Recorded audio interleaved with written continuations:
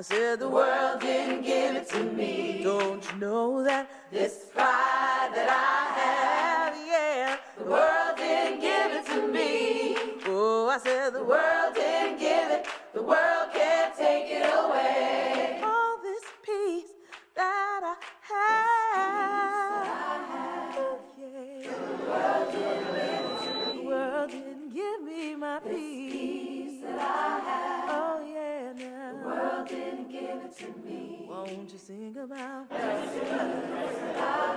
Oh, the world didn't give it to me.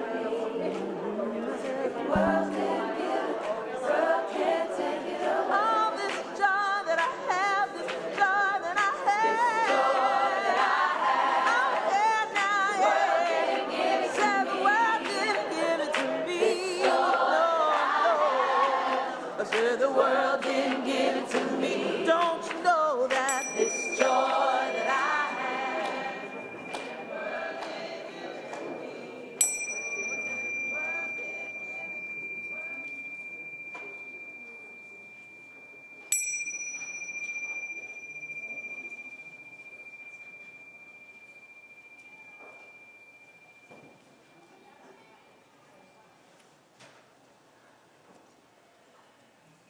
Good morning. Okay, let's try that one more time. Good morning. Good morning. It's much more like it. How lovely to see you all this morning. I am the Reverend Christine Dance, and it is my great honor and privilege to serve as your minister here at the Unitarian Universalist Congregation of Phoenix. Welcome to a very, very special morning where we are going to talk about shared ministry, what it means, and have that as an interactive, experiential gathering and celebration.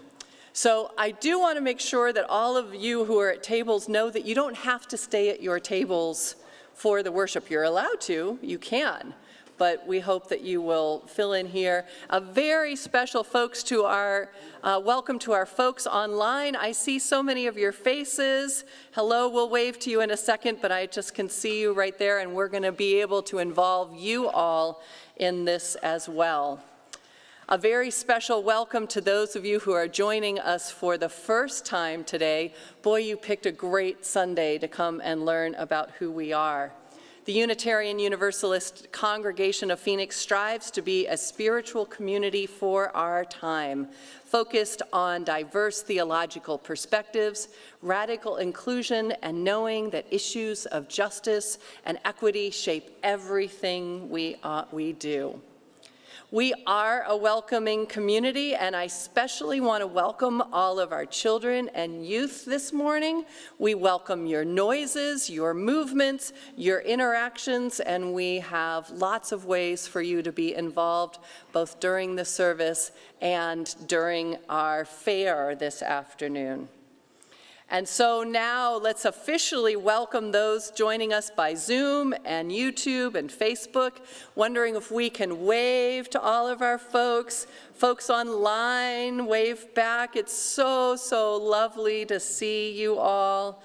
Thank you for being here and remembering that we are one congregation no matter where we are participating from. I do want to give a special pre-thank you. We have Sarah Iyer this morning performing very special music for us. Thank you, Sarah. One of our youth of the congregation. We're so, so lucky. And I'm glad to introduce our worship associate, Gary Ezzell.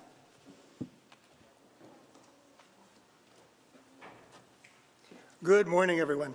Good morning. Good morning. I'm Gary Ezzell. I use he, him pronouns, and I am your worship associate today. Our opening words come from Desmond Tutu. Do your little bit of good where you are. It's those little bits of good put together that overwhelm the world. Join me as we recite our covenant together, and Sarah lights our chalice. Come on up.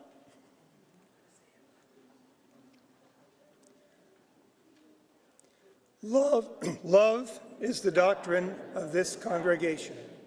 The quest for truth is our sacrament, and service is our prayer. To dwell together in peace, to seek knowledge in freedom, to share our strength in fellowship, thus do we covenant. Everything going on at UUCP can be found on our website, Compass, on our website, phoenixu.org, and on the website, and on our, I'll get this out eventually. You think I could do this. I've done this a few times. Okay. We have a website. It's called phoenixu.org, and we have a newsletter called Compass. It's all there, folks, okay? Your civic engagement team reminds you that there is a link to the Civic Engagement Beyond Voting Ballot Guide for 2022 on their page of our website. There is also a link to information about the candidates for the Central Arizona Water Conservation District. And this is the last week to pre-order a milkweed plant from the Earth Justice Ministry. Please find the person in the back with the butterfly headband in the back of the sanctuary, or reply to earthjustice@phoenixuu.org. Over there. Next Sunday is another special Sunday.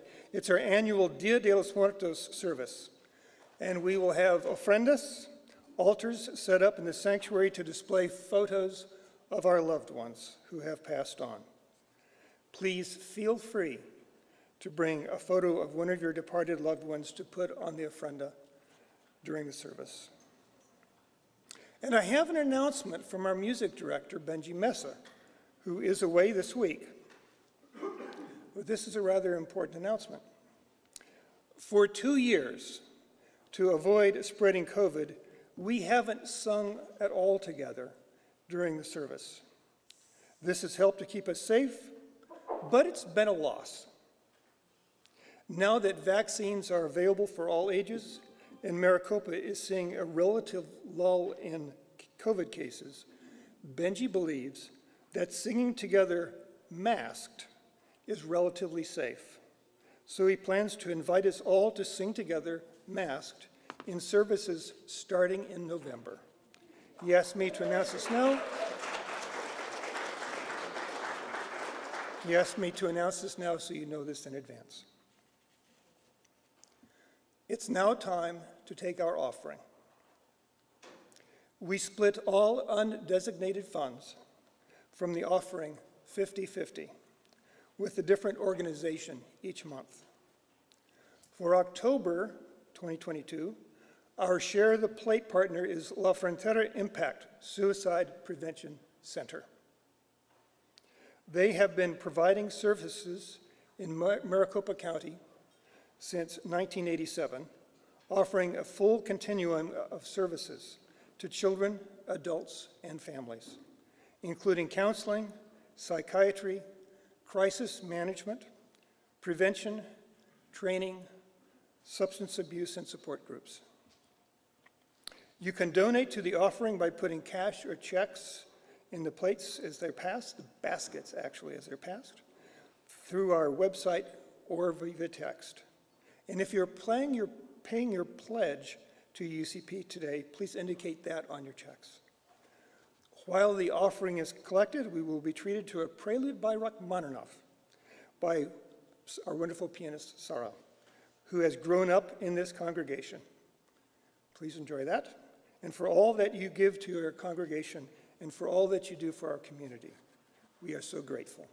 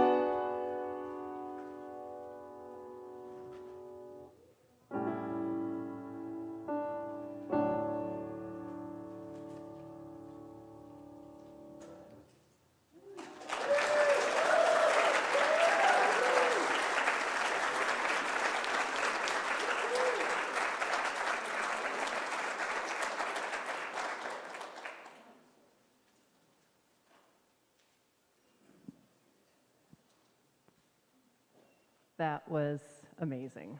Thank you. And I did hear that that was a piece that was played at your parents' wedding, right? Makes it even more special. Yay. That's awesome. Hi, Katie. Hi, how are you? I'm great. It's nice to be back. I know, isn't it? It's lovely. So this morning, we normally say sit wherever you want, feel comfortable, stretch out, find a space that makes it easier for you to worship. This morning, I'm going to say, can we have 8 or 9 or 10 people come down here and sit with us and be willing to participate in a demonstration? And in order to do this demonstration, you need to be able to do this and put it back down, or this. That counts too. Excellent. Awesome. Thank you so much. Oh my gosh. I love a community that volunteers. Yeah. Okay, have a seat, and we'll tell you what your role is momentarily. It has something to do with democracy. Yes, it does. It does. Look at all these people. This is awesome. Thank you, thank you. So we have in our congregation something called a board of trustees, and those are our leaders. And our board of trustees recently voted to change our policy for small groups when it comes to masking. So small groups, we're talking 12 people or less, kind of around 12. That feels like a small group, right? Yeah? So this policy involves something called covenanting together. It's covenanting together. Now, when they say let's covenant together, what does that mean to you? What might covenanting together mean? Do you have an idea? That was an I don't know. Does anyone have any ideas? What does covenanting Covenant. mean?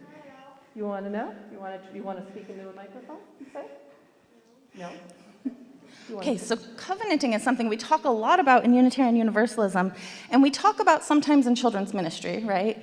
We talk about making commitments to each other as a group, but we don't often talk about in a big group. So covenanting is any time we make an agreement with a group, especially in terms of how we want to be together. And there are HOA covenants. HOA is our homeowner association. Ask who really wants to rant about HOAs. Ask Miss Bunny later about HOAs if you want. They have covenants. Sometimes families have covenants. I know some of y'all's families have covenants, and communities have covenants. And to us as UUs, covenants are sacred. Sacred means it's something special to us that tells us about where we are in the world. And a covenant is extra, extra sacred to Unitarian Universalists because it's a tool we use to talk about how we want to be together in the world. Gio, when you and I hang out, do we picture ourselves boxing one another? Not how we want to be together in the world, because you'll kick my butt. Yeah. So that's not part of our vision. We have a vision about how we want to be, but a covenant is a tool to formally put it into words. Does that make sense? Yeah. Covenant? Covenant? Okay. The other thing we have to talk about is a board of directors. Mm-hmm. A board of directors is the people in the community who we trust and know have the community at heart, who gather just about weekly to make decisions. And we know they have the community at heart because we're the ones who put them there. How do we put the board of directors where they are in their positions? Does anyone know that? Election, voting. I heard voting, I heard election. Did you have a different word? Oh, you said you don't. Yes, Jeff. Maybe like how good they are at doing things, and then like the people spot them and they're like, okay, that person's cool. Exactly, and actually, who's on the nominating committee? So NomCom is where that board starts, because we can go to nominating committee and be like, psh, this person's awesome. Let's put them on the board. And nominating committee does their process, and then we get to elect them. Mm-hmm. So the board has our best interests at heart and has the community at heart. And the covenant is a vision of who we want to be together. Got it? All very technical. Not technical at all. You guys got it. Okay, Totally got it. Next page in the notes. Yes. So what we're going to be doing for small groups is we want to have a covenant for 12 folks. What we want to do is say, because we have been radically inclusive, that's part of our mission statement, right? You all know that that's part of our mission statement. And we want to, as part of that, we want to center the people for whom masking isn't necessarily even a choice or a preference, but they need it to stay safe, and they need it to be part of the community. We want to center that. It's not a choice for some of us. It's not a preference for all of us. Does that make sense to y'all? So what we want you to do in your small groups is we want you to say, okay, let's find out before, let's make a covenant about how we're feeling about masking before we meet. So one of the ways that folks who have emails might be able to do it is send out an email to everyone saying, hey, we're meeting next Tuesday. There's this new covenanting policy in place, and I'm going to have you all select and email me back if you would like to have everyone masked, if you're going to be masked but you're okay if other people don't, or if you are okay being unmasked. And that way no one needs to know who it is who needs everyone to be masked. There's no pressure. There is just full disclosure on it. So I thought maybe we could try that here, okay? So we're a little bit more than 12, but we're kind of like, let's imagine that this is a group of 12. Gianna and I can be the same person. Oh, awesome. Okay, you can be the same person, but you all are your own individuals for this, and that is okay. So I'm going to pretend, let's pretend that we're having a meeting. We're going to be down in room 9 after this, so you know if it's inside or outside. And I'm going to have you, if you are comfortable closing your eyes. If you're not, that's also fine. And we're going to have a vote. And your options are, I am okay if some people are masked, and I may be masked or not, or I would prefer if everyone stayed masked. Does that everyone understand those two options? Okay, so you can, the first option is, I am okay if some people are unmasked and I may be masked or not. You can raise your hand if that's where you are. And I'm not calling anyone out on this. Okay, wonderful. Now, the next vote is, I would prefer if everyone stayed masked. Okay, and there, okay. And now you all can open your eyes. And then what I say is, there were some people in this group who preferred that everyone stayed masked. We are centering those folks. It is really important that they feel safe, that they feel included, and that their safety needs are put at the very highest point of what we're considering. So for this group in room 9, we're going to stay masked. How do y'all feel about that? Good. Thank you. Because it's really important to remember that democracy isn't about majority rules. Mm-hmm. It isn't about the most of us said this and so we win. It's about saying that we as a community want to take care of each other as a community. Mm-hmm. And so this is a really easy, simple way to do that and to Absolutely. show that. And we're really hoping that by practicing doing this, we're not just talking about masking. We're talking about how else can we be inclusive? How else can we be looking at what people in our group need? How else can we be covenanting and taking people's needs and whatever that is that they might need to bring that to the front of our community? Yeah. So there's two kind of important things with this. One is remembering that we're learning to be back together and we're all moving out of this pandemic thing together. And it's going to be tricky and sticky and hard, and we need to work on being honest and remember that covenants can change. Mm-hmm. Okay? And the other is that this is a decision that you should be making in conversation with the folks in your house. Kiddos, mostly because your parents are the ones who are going to have to bring you to the doctor if you get sick. Mm. Adults, it's because we want to take care of each other and we want to make sure we're all staying in the same ideals. So this is a really good conversation to have in the car on the way home today. Is how do we want to do masking for our community? Awesome. Thank you, Katie, for helping me Thank you. explain this. Thank you all for being our demonstrators. We appreciate it. And I've seen a lot of new people come in since we did it. Are there still activities in the back? Yep, there's Okay, a table wonderful. full of All of our arts and kids, crafts. there are tables. There was tables everywhere, so I wanted to make sure. Wonderful. Thank you.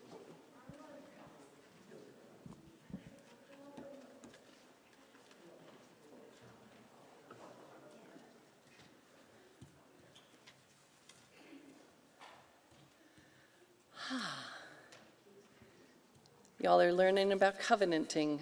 Again, we learn again and again and again, and we get reminded again and again. It is now time when we share the joys and sorrows of our community. And being together, it is good to share and to support and to care for each other. Folks on Zoom, please feel free to add any joys and sorrows in the chat. Make sure you put your name at the beginning. For those of you in person, they were in the back there, and I've got a couple of them for you. Let us take a deep breath while we create space for the joys and sorrows of our community. While folks are entering them in there now, I do want to wish all of our folks in the Hindu faith a happy Diwali, which starts tomorrow. A very festive, joyous Diwali to you all.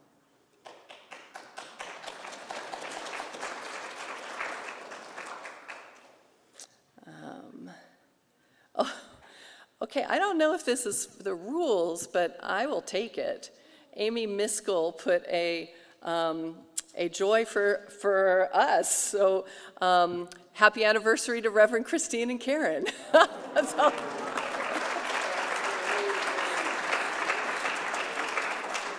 I didn't know if you could give joys to somebody else, but happy anniversary, honey. We got COVID shots for our anniversary. It was very romantic. We have a sorrow and a joy from Danny, who is up in our tech booth. Danny says, a friend passed away a week ago. A sorrow because it's sad as she was young, but a joy as she was suffering with cancer, and she is no longer suffering. Sending love to you and your friends, Danny, as you reshape your world without her. From Kelly Weber Felch, a sorrow for the death of our beloved Great Dane, Maya Francine. I love Great Danes. We have a couple from the room, one from Kathleen Waldron. I know Kathleen was here. There you are. Kathleen, it's about Kathleen's nephew, Alec, who is 30 years old. Alec has had a return of a rare lymphoma. It is now in stage 4. It means a grueling chemo and stem cell transplant is ahead. Please send love to Alec and all of your family. It's devastating. From Pat Alsman. Pat has been ushering today. Pat says, tomorrow is United Nations Day. Let us always remember our goal of world peace. May it be so. And we have a joy from Mira Shaw. Mira, I saw you come in. There's Mira. Mira says, I just spent a wonderful week with family in Dubuque, Iowa, for the wedding of my nephew, Ben. How lovely. So much joy. We have a joy from Peyton. My school had our blazer ceremony this Thursday, which is essentially a school coming-of-age ceremony for the juniors, where we bear the mantles of our school mission to the students, teaching the true, good, and beautiful. It's something I've been waiting on for 3 years, an awesome feeling this week. Congratulations, Peyton, on that very important milestone. And a joy from Jade. Again, I love this that you all are putting them in from the tech booth up there. Joy from Jade, working Pride with UUCP. Who'd have thought I'd get to work with great folks while in a mini dress and heels?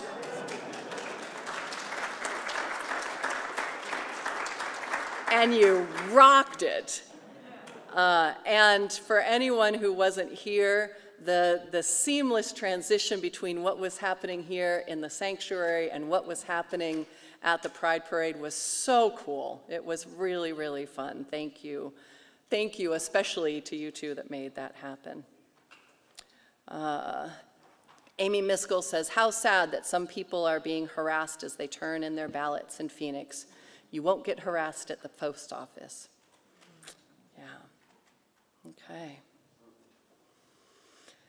So I wish for you to get into a meditative mind. Just for a moment, wipe off anything in your brain and your thoughts. Get rid of your to-do lists. And as you get in that moment, I'm just going to say another joy from Peyton. My school swim team girls got second at our meet yesterday, and volleyball girls swept against another school on Friday. Our meditation this morning is about our shared journey.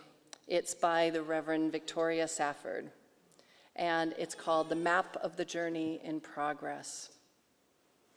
As I say all of these things on our map, I invite you to think about how this congregation has shaped you or could shape you in any of the following ways.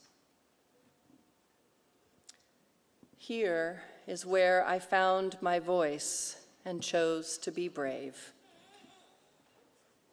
And here is a place where I forgave someone against my better judgment, and I survived that, and unexpectedly, amazingly, I became wiser.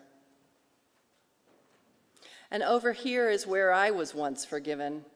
I was ready for once in my life to receive forgiveness and to be transformed.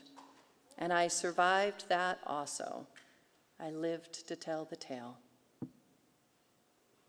This is a place where I said no, more loudly than I thought I ever could. And everyone stared, but I said no loudly anyway, because I know it must be said. And here's a time and here's another where I laid down my fear and said yes, and walked right on into it, right up to my neck. Here's where I learned something.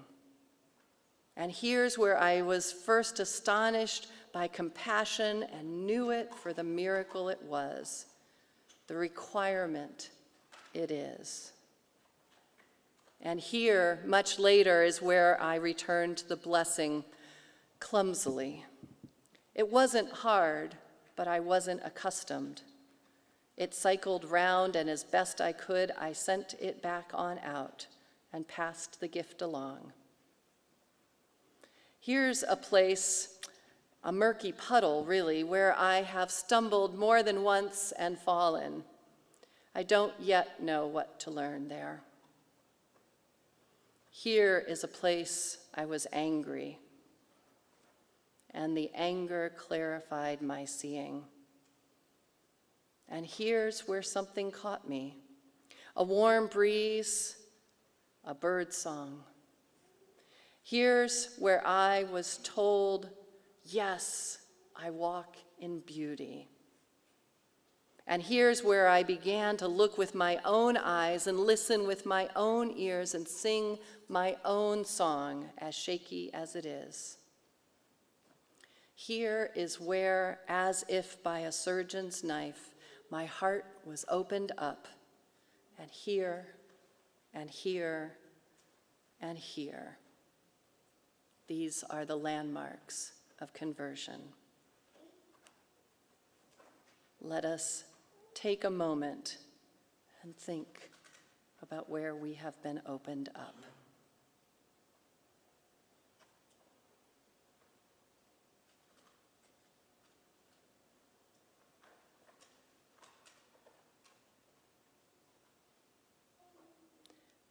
be so. Amen. Blessed be, and Ashe.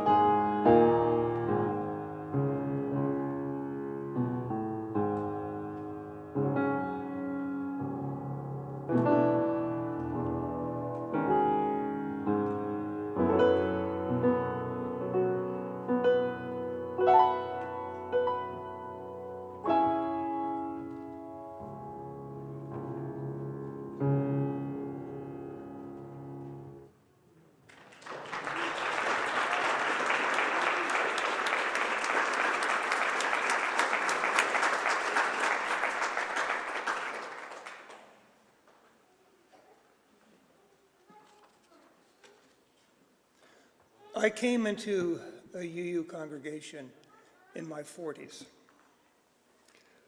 At first in Michigan, and then here. And I came into a congregation because I was looking for something that I needed and wasn't finding anywhere else.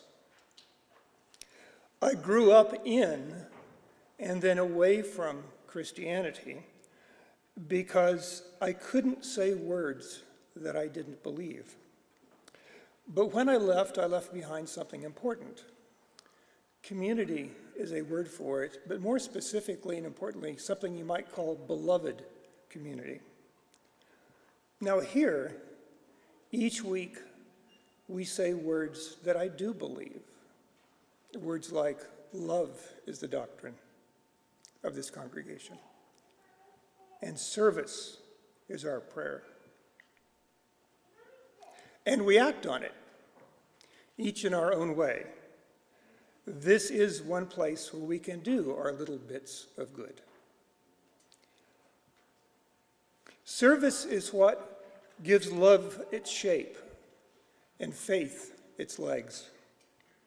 This is how we take care of each other, person to person, how we take care of our community, and how we bring that caring into the wider community.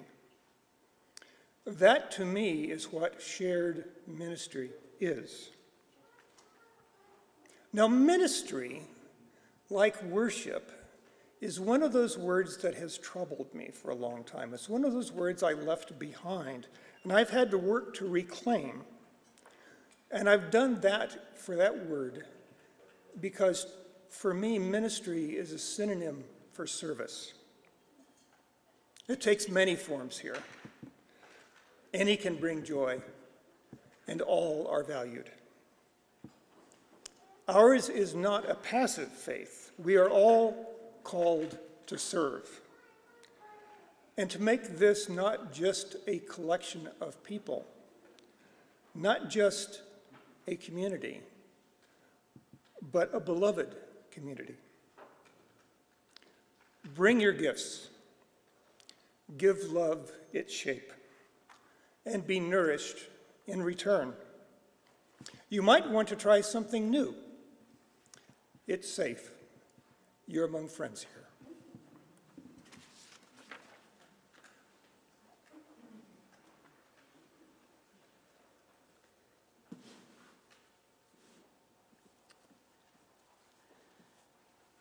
So my title is minister.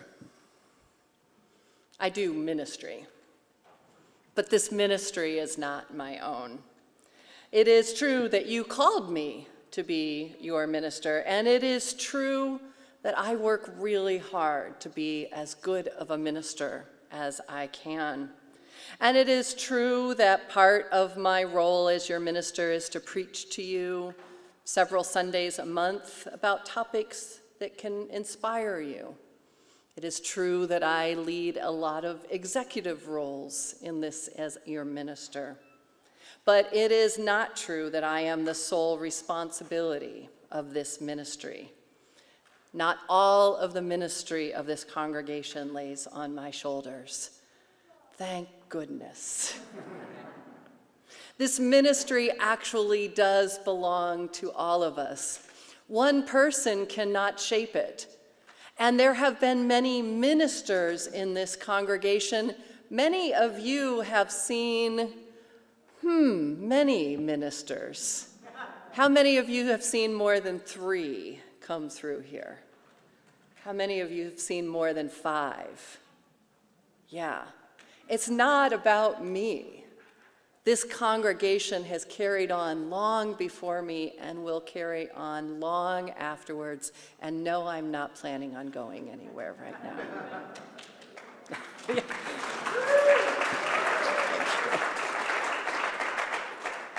It's not reasonable that it lays all on one person's shoulder. It's not possible. And it's not even something that we would want. Because this ministry is about what we shape together. It is about community. It is about what we are making. We share all of these expectations of what this community is, not just with me, but with each other, through the covenants that we were just talking about ways of seeing how we can be in this community that is how we wish the wider community could be.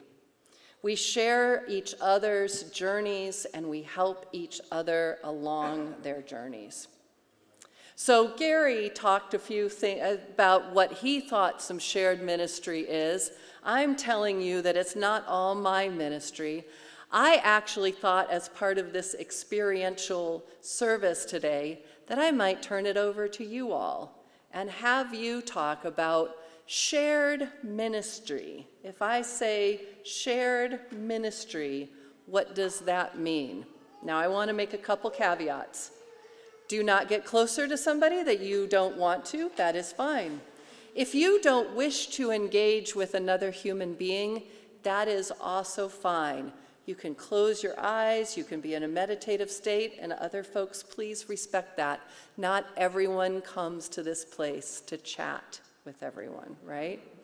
So I'm going to give you 5 minutes, though, among you to hear what you think shared ministry is, and then I'm going to get a few of your answers.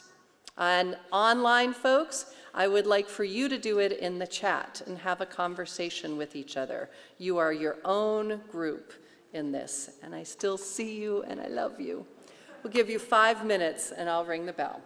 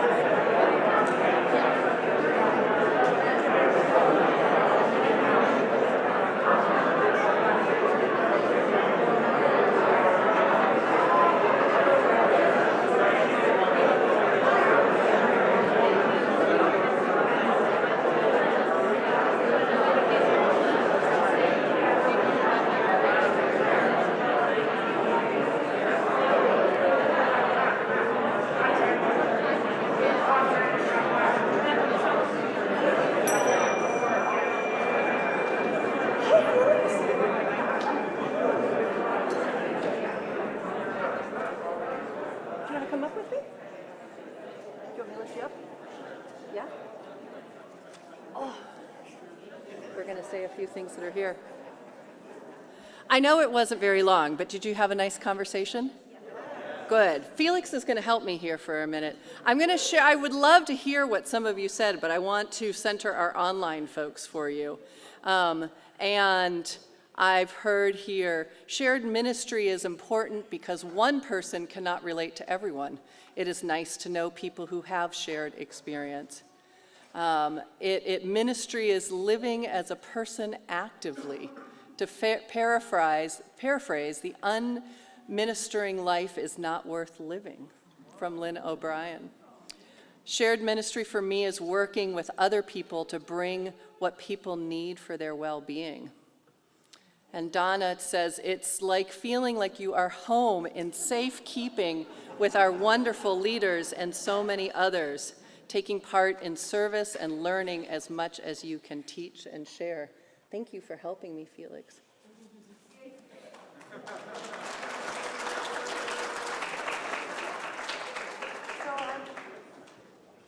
I'm wondering what some of you said shared ministry was. Is there anything that you're willing to call out or say as, did you have something, Robert?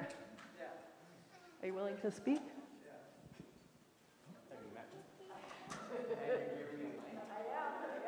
Dangerous. For me, it's reaching out to somebody who's not my same age or somebody who doesn't look like me. What else is shared ministry? Yeah. In the same sense of what Robert said, I have a friend who's 90 years old and she's not able to shop for herself. So after church, I go shop for her. And I think that's a part of, being caring and sharing ministry. Yeah. Amen. What else? Yeah, Sylvia. I said it's the word community. And I had left the congregation in Minnesota, and for specific reasons. And I got shingles when the police were called against the moon dance I lead in Minnesota, and I had no one to go to. So I realized I needed community. I couldn't be isolated from people. And I found that I went back to being a Unitarian when I became a Unitarian when I was 20. And it was the do-gooder religion at that point for me, and I couldn't handle it. But I needed more people and that faith in humanity. So I'm honored that I could share that. Thank you. And we need you too, Sylvia. We need you too. Any other thoughts on, yeah, Katie? I have one that I stole from Felix. Wonderful. Lots of the grown-ups in our congregation came out of communities where people who had lots of power stood at pulpits like that and said scary things and shaming things. And for me, shared ministry is about breaking down that fear of the pulpit and feeling like Felix and knowing that you can run up there and take the mic and be like, I am special too. I have sacred words too, and knowing that your minister, the person who leads ministry in the community, supports people in their divine words.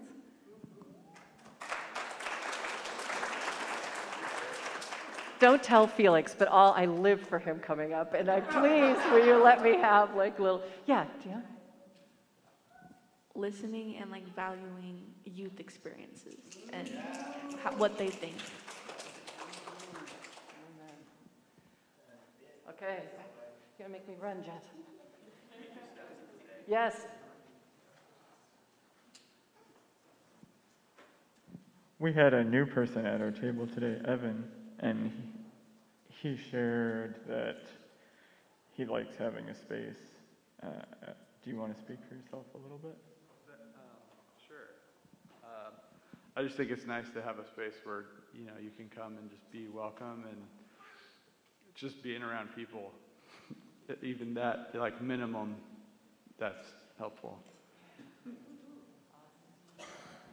I like that if you don't have a lot of energy to always share, we still make space for people, and when your cup is overfilling, you can share with others, and there's always a place at the table, and you're not judged when you come here. Amen. Wonderful. Any others share? What's share ministry? Okay, two Two more. From a newcomer. This is awesome. Thank you for jumping right in. My family ran a church up in a small community and is very universalist, and we believed in the Chinese, Japanese culture activity that they do called wabi-sabi, and if something breaks, they fix it with gold. So our whole community was, it doesn't matter how broken you are, you're still beautiful to all of us. Love that. Love that.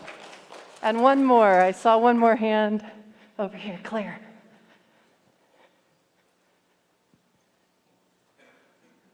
We talked about shared community as sort of both giving and receiving, and that there are times when it's easier to give, there are times when it's easier to receive, and that both can also be challenging at times.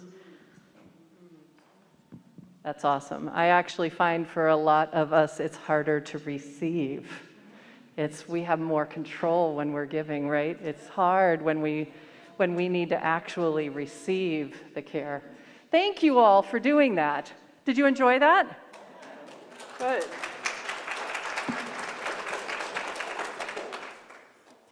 And thank you online folks for sharing with that. It's fun to have that. And Danny, thank you for chasing me with the camera all the way around the sanctuary.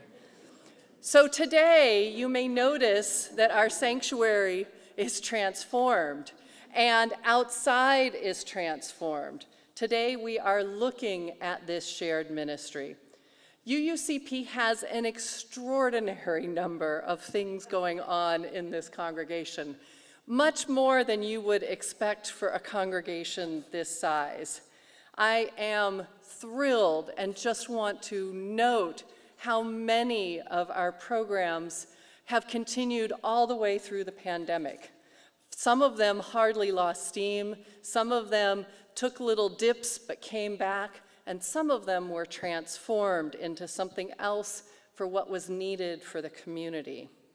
We have music groups, children's ministry groups, small groups, social and spiritual groups where people are meditating and studying Buddhism, groups where we can act on behalf of justice and care, discussing race and educating ourselves about environmental concerns. There are the groups where we care for each other, our lay pastoral care associates where we provide that care when people need it. And there are groups for maintaining this congregation, from the finances to the building and to nominating our next leaders. I think one of the areas that I want to give a special shout out for all of us as shared ministry is small group ministry. Small group ministry is the most powerful way to get to know people and grow in our spirituality. In these small groups, we create the trust and the time and the consistency to make connections and explore deeper meaning. We have some small groups that have been together for decades, and we've got some who have just been together for a couple of months. My wish as your minister is I wish that every single person was part of a small group. There is something about being in worship together in a large group, but it is a totally different thing to connect with individuals and go deeper in ways that we can't in the rest of society in a small group. Now, the truth is you can sign up for a small group here, but we can't have more small groups unless some people also offer to facilitate a small group. You'll get training, you'll get all the materials, you'll get incredible support, but maybe you'll think about signing up for either or both. But you're also going to be going around and seeing all of the things going on. You are not required to sign up. I'm officially telling you that. And there's an invitation that if you want to be more involved in the congregation, if you've been kind of lurking, that this is the way to get to know people and to understand what is going on. In just a little bit, we're going to invite you to learn on all of these tables. We've got people who are more kind of the infrastructure in the sanctuary and all of the other different groups out there.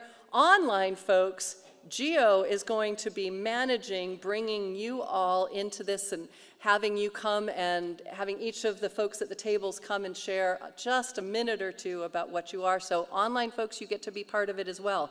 It's going to be right here, not in a separate coffee hour, folks. This is our coffee hour, our extended service. So I invite you all to take this time and opportunity, along with collecting cookies and candy as you go around, but to also consider, what is your ministry? How do you share that ministry with others? How much do you give versus how much do you get? Where do you wish to grow? What role does this congregation have or could have in your life? And how can you consider what you do as ministry? Because that is what is going to help us change ourselves and our beloved community. Let us learn, let us explore, let us laugh, let us open our hearts to growth. Let us explore our shared ministry together. Let's go explore.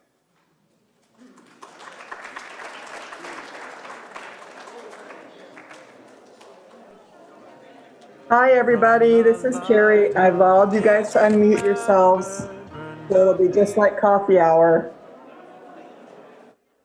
And I'm going to head downstairs.